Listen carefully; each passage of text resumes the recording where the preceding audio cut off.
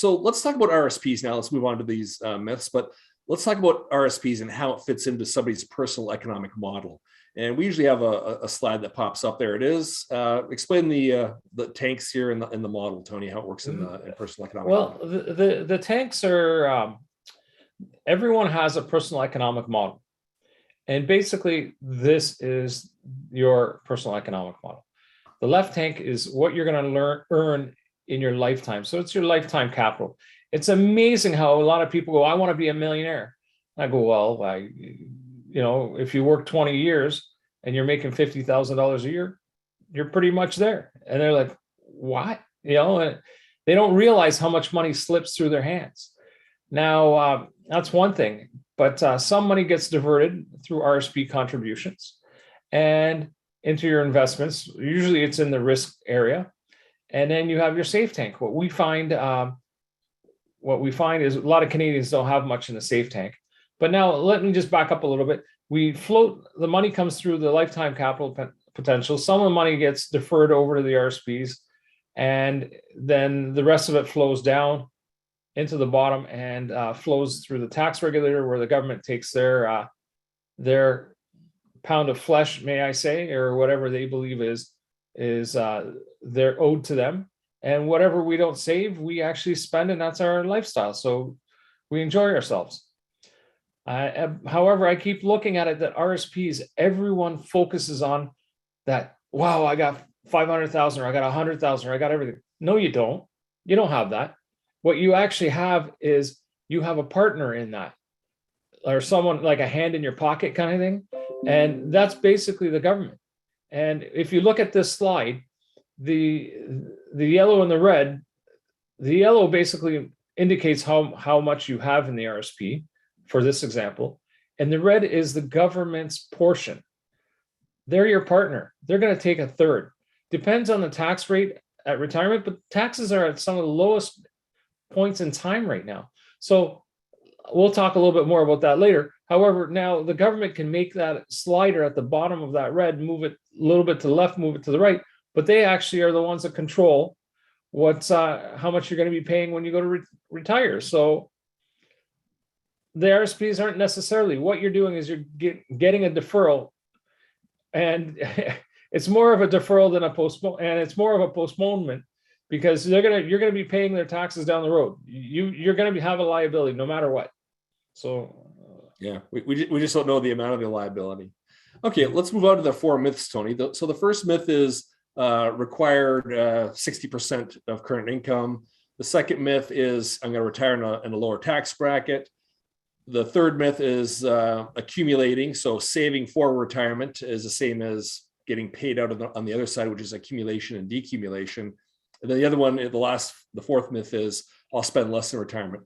So why don't you start at number one, which is I only need 60% of my income. Yeah. We don't know where this number came from, right? Me and you were both scratching our heads. We've been in the industry long enough to know that everyone uses, oh, don't worry about it. You're going to live off of 60% of your current income. Why? Why 60%? Why is that number? How did they come up with it? There's no rationale to that number. And the thing is, some people will live less, some people will live more. But the thing is, having more is better. If you're living off of 60, if you're going to have to live off 60% in retirement, why don't you try it now? Go cold turkey now and try 60%. So if you're actually saving, if you're actually living off of only 60% today, that means you can actually save 40%. See how that works? I don't think it's that achievable. And when you hit retirement, every day is a Saturday. So there's costs. And do you want to live at a lower standard of living? Because why live at 60% if we can aim for 100% of your current lifestyle? And that's basically what we focus on. And there's enough strategies to look at it. And a lot of people don't look at it. And again, we're preached to by our institutions, 60%, 60%, 60%. We get into arguments all the time about what people explain. And we're like, well, tell us where you came up with that number. There isn't anywhere. It's just being something that started off somewhere down the road, and it just keeps on going and going and going. Yeah, I remember it used to be that a lot of your employment expenses won't be there. So the gas and everything else. but as you said, every day is a Saturday. And I think one thing people don't realize is by shooting for 60%, it's in a sense, it's almost mediocrity. Why not shoot for the 100? And if you get under the 100, that's fine. It's not always going to work out, but we try to get people there as much as possible.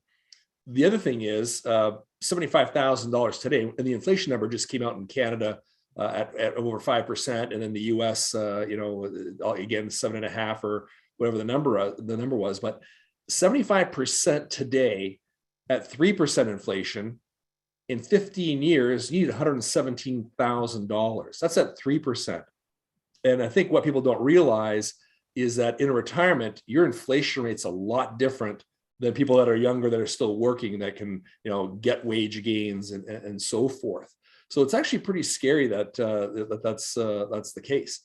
And then let's push that out 25 years, 75,000 in 25 years, you need $157,000.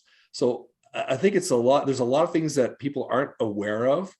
They don't realize that, that their money may not last, but it's just one of these things that we have to get over the hurdle on, that the 60%, rule. I don't like it. It bugs me a lot.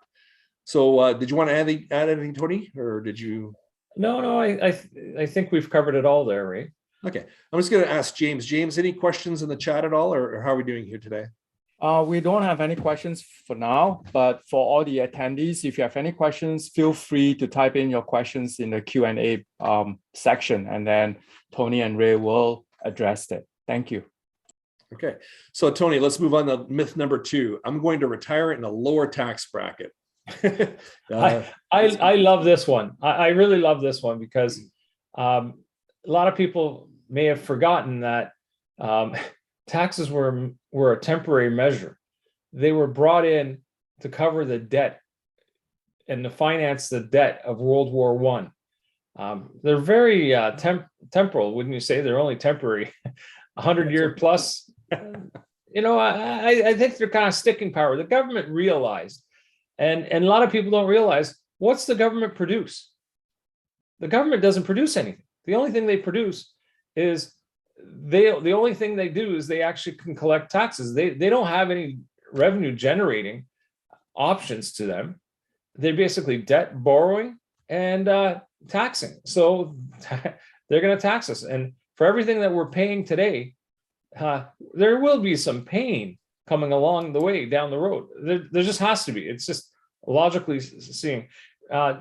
This screen here, I don't know if everyone can see it because it seems a little bit small, James. I'm not sure if you can blow that up or not, but it really points out in the United States, and we're very close to the Americans, so in a lot of things we kind of follow, and this basically shows their tax rates way back when. So I'll pick a year back before World War II. There was basically a 63%. People were paying 63% taxes over $1 million. And then as the war started coming on board, it jumped on to 79% of anyone over $5 million. And then when the war really heated up, in 1944, if I can read that correctly, it's 94% on anyone that made money over 200,000. So look at that. Not only did the tax rates go up, they also changed the brackets, which basically is a little lever that nobody really focuses on. And that's what we talk about is bracket creep when it comes to taxation. And they can just hammer us. And basically, if, I know in 1944, you would have been fairly rich to be making 200 grand. I don't disagree. But look how it was $1 million, then it was 5 million, and then it dropped from 5 million to the highest tax bracket, anything over 200,000, and they were taking 94%. So you made it to 200,000 and you decided to go on a holiday because there was no need to keep going. Then the taxation kind of came down a little bit. You'll see the years that Ronald Reagan was in, the taxations actually went down. And since then, because the numbers are really small here, I can't see it. Then you go over to currently, and you're at 37% over if you're making over $628,000 in the States in 2021 during COVID. But during Ronald Reagan's years, you were paying 31% on anything over 62,000. So if you look at it, the bracket has moved up. The taxes are fairly stable on average since the beginning in 1913, when we have records for it. For the US, the average tax rate has been 57%. A lot of people don't realize it. Most people won't be in that bracket, but this is an example of how the government can actually manipulate the bracket creep to actually tax us even more. You want to add something to that, Ray? I was just going to say, it gets back to that tank that you showed us at the beginning with that red portion, where they can dial it left and right, increase their share of the taxation in your RSP. But again, there's the two levers. You can move the marginal rate up and down, and you can also move the tax on that marginal rate. So the myth of retiring at a lower tax bracket is a myth. I mean, we have the financial crisis of 08, 09 to pay for, more recently COVID. We have an aging population. We have a healthcare system that's strained now, other entitlements. So the chances are, and I hope I'm wrong, the chances of being in a lower tax bracket are pretty low, but let's plan for, again, getting you to a position where you'll be comfortable. And the one thing that we don't talk about here, and it's not in any of our slides, are things like the value-added taxes, the HST. They can dial those as well, or they're putting in the carbon tax, which is coming out this summer. So little things here and there can affect what you think will be a comfortable retirement. So I don't want to belabor the fact, but James, any questions here at this point? No questions for the moment. Okay. Tony, I've got a quick question for you, if you can answer it quickly. With the bracket creep and everything else, what happens when a married couple or a partnership, one person passes away and they leave the surviving spouse as beneficiary? How does that affect their finances? Well, the money rolls over to the surviving beneficiary tax-free. However, let's use an example of $500,000 and they both have $500,000. They have to take out, let's say on $500,000, they have to take out 5%. So they're taking out $25,000. So one spouse takes out 25, the other one takes out 25. The one spouse passes away, so now that 500 goes on to the other spouse. Now that spouse is now making 50,000 because they have to take out double the amount. At 50,000, it's not affecting their benefits. However, if they have any other income or any other assets outside or anything else, pensions and stuff, they can actually be losing out on government benefits, like OAS, because there's clawbacks at certain levels. They're close to 70, but basically, we've all worked for it. We've all paid into the system. I don't want to give up a penny to the government if I don't have to. There are people that love paying the government more. I just don't know.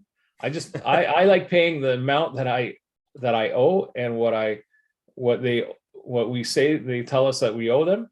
But I'm not in a generous mood of giving a donation to the government if I can avoid it. Yeah, I mean, it's crazy, but we all have to pay our fair share. But if you don't have to pay more, then don't. And that's not tax evasion. It's just avoidance. And avoidance is not against the law. It's just like I'm choosing to structure my affairs differently to get the maximum amount of money in my jeans as possible. Okay, let's move on to myth number 3, Tony, that accumulation is the same as decumulation. Accumulation being, again, the savings for retirement, and decumulation being the time when you start drawing that money out. Let's talk about that. Why is it different? I know this one's your favorite one, Ray, so I'll let you start off with it because it's basically sequence of returns, and I know you just love talking about this topic. I do, thanks. So I'll take it. Yeah, so it's apples and oranges. When you are accumulating your James, money for retirement. Sorry, Ray. Yeah. Thanks, James. So when you're saving money for retirement, it's two different animals versus drawing money. When you're saving, you have the benefit of time on your hands. You have the benefit of putting money in at different points in the market. Could be a low, could be a high. You can smooth out your returns over time. as soon as you start decumulation or taking money out, it is now a realized loss. So we've always heard about paper losses, which is true. Well, when you're accumulating, if you sell something, it could be just a paper loss. But when you're decumulating or taking money out, and you have to take that money out and sell something to create that income stream, that is now a realized loss. So it's two different animals. We hear about people saying, well, if I have a bad year, I'll cut back on my spending as well, so I don't have to draw down and take those losses. It doesn't work. That's like saying, okay, I'm already doing my 60% withdrawal or my 60% of pre-retirement income. Now you're asked to go down even lower because of a correction in the market that could last a few years before you make your money back. It doesn't make sense. And why are we programmed to be always accepting a lower rate, a lower standard of living? It just bothers me. So the chart we have up here is called sequence of returns. And what this chart illustrates is just that if we have 3 bad years at the beginning of retirement, it can really affect your situation down the road. So in this chart, you can see by age 84, the money's run out. And that's just about the time where you're probably gonna need more of that money than ever before, because if you need to move into a nursing home or have nursing care at home, or even just basic health spending, everything on the health side has a different inflation rate than when you're living, when you're younger. So if you have 3 bad years at the front end of that retirement, you could be out of money by 84 just when you might need it. I mean, it's not uncommon to be dealing with 90-year-olds. My mother just turned 90 this year. My father passed, unfortunately, a couple of years ago, but he passed at 94. So we're living longer. The technology is there. The healthcare is there. You don't want to run out. So you have to structure your affairs properly to not run out of money. So the 3 bad years can really devastate someone's retirement and impair your capital permanently. And a lot of people don't realize that. And honestly, you're not going to get these discussions when you go to the bank branch, because they just want to, get you in and out and move on to the next person. That's if you see the same person the following year. Yeah, we joked about that earlier, where your advisor changes more often than your underwear, and it's almost sad that's pretty much what happens. So I'm gonna stop it there because I don't want to belabor this. But again, if people want to reach out to us, we can talk about these sequence of returns, show you how it works in your overall retirement strategy and plan. James, any questions at this point? Yes, we have 2 questions. The first one is, what do you mean by a bad year? A bad year. Okay, so it's a negative rate of return. So you could have a rate of return of, and I'll keep the numbers simple here. If you have a down year of 50%, which, during the financial crisis, it was down 35%. But a 50% loss means you need 100% gain to get back to where you were. So the bad year is a negative return, and usually it's in the double digits. So the way we run our scenarios is we don't just pull numbers out of a hat. We actually have market data, and we'll show you S&P, TSX, NASDAQ, whatever flavor you want. And all we do is we just take those numbers and we just shift them 1 year at a time and show you what can happen and how that 3 years can kick in. So that's what we mean by a bad year or bad years, negative rates of return. I hope I answered that for the participant.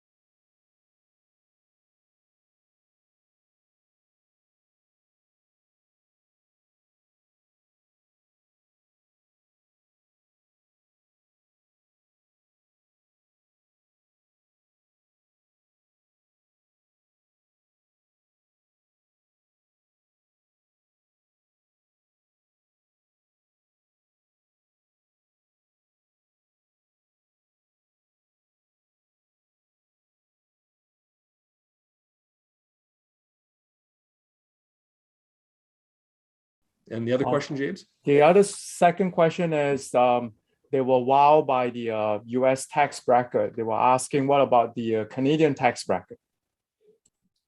Tony, Well, I think we have a screen there, James. Yeah, that's the Canadian tax bracket. Unfortunately, we don't have good records on the Canadian tax bracket. So we can only make assumptions of where we are and where we're going. And it hasn't been as long. We've tried to get better resources, and there's been a few people that have tried to find better resources for us. And this is about the best. So it's hard to explain what's happening with this because it's pretty flat. It doesn't mean it's going to stay flat. And the average has been 30%. And if you look at it, the creep or the decrease, and I'm saying here, today you're paying 33% on anything over 216,000. And again, these are federal numbers because it's too hard to get into the provincial ones. The federal ones were the ones for the states as well. You're paying 33 over 216, but you were paying 29 over 123. So you could see that it's actually because the brackets have increased, we've actually are in a lower tax bracket now overall than we were back when it was 29 and 123,000 or 29 and 59,000. But doesn't mean it's going to continue that way. We really believe it's going to be closer to the American style of the tax bracket is going to probably increase, and also the taxes are going to change along the way. Yeah, and one thing that we didn't mention as well is the one thing about governments are always looking for sources of revenue to pay for entitlements and things.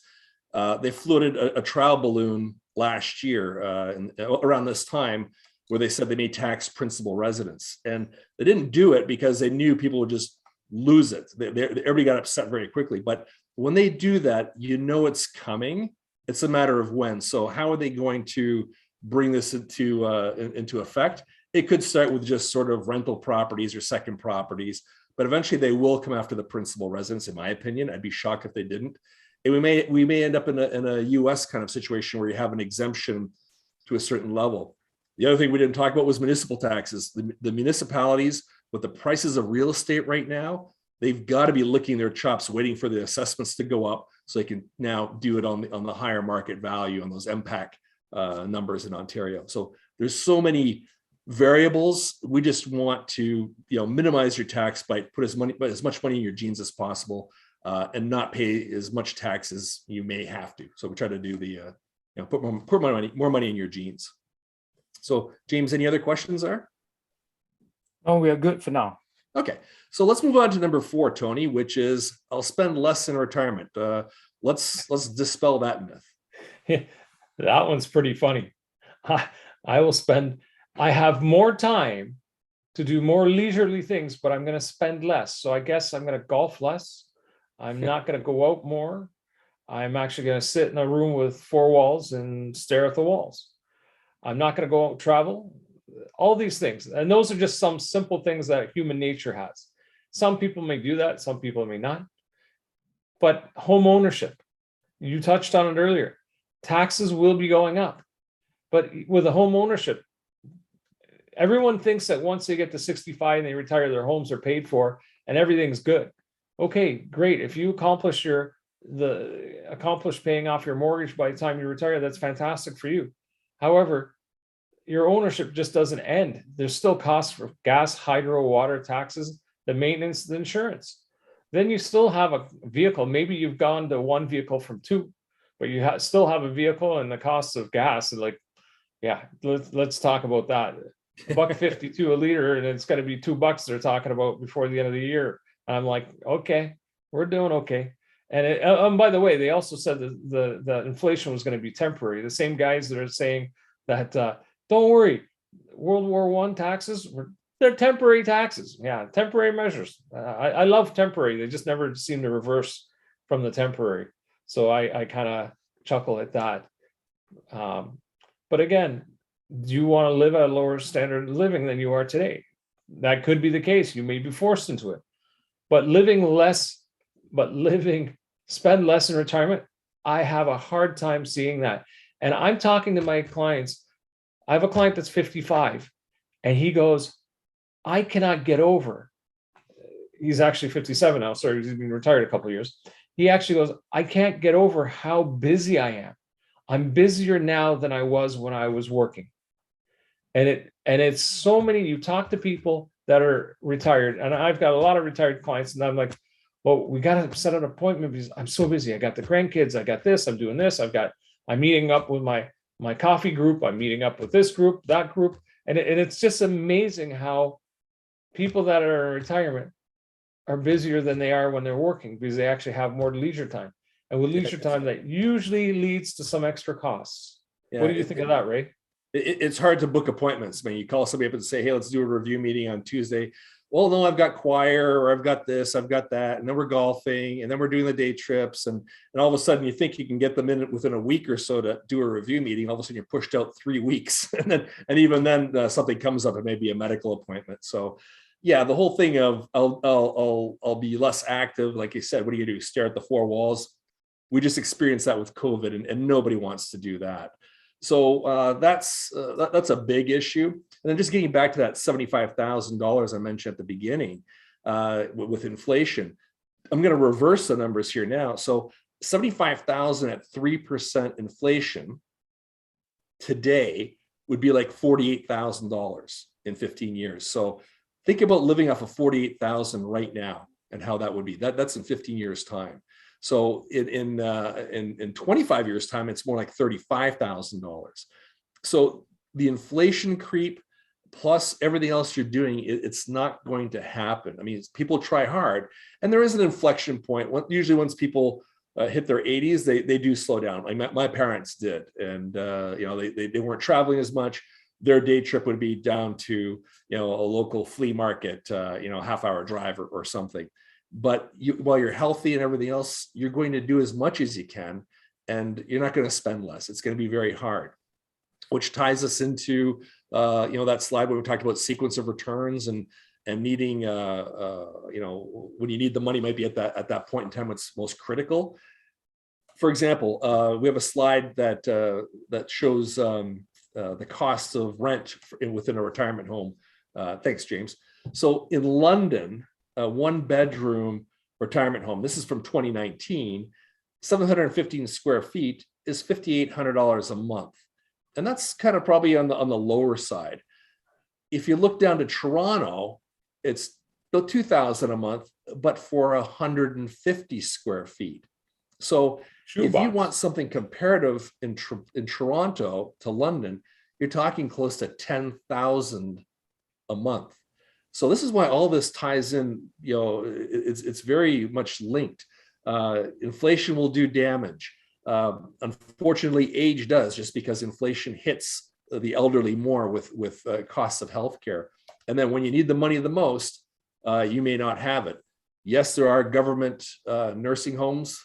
Waiting lists are long for those. And the other thing is, do you really want to go into some of these institutions, having worked hard your whole life? So there's a lot of trade-offs here that people have to understand. So spending less, it's not going to work. Let's make sure that you've got yourself covered from as many angles as possible. So we've kind of run a little bit over time here. We apologize. James, are there any questions at this point? No, we're good. Okay. So Tony, any closing thoughts here on the 4 myths? No, I think we've covered these fairly well. And inflation, again, is one of the ones that really bites people that are in retirement, because it's inflation. If you're working, you can actually try to make some extra money, and hopefully you will make extra money to compensate. You might have a side job or something. Once in your retirement, you're usually pretty fixed on what you've got, and everything eats away at it. And it's how do we eat away at it and do it economically, and how do we do it tax minimization to stretch that dollar as far as you can. And hopefully, and none of us are born with a barcode on our head saying when our expiry date is or best before date. So hopefully we're living well and long and healthy, but we don't know. Right. And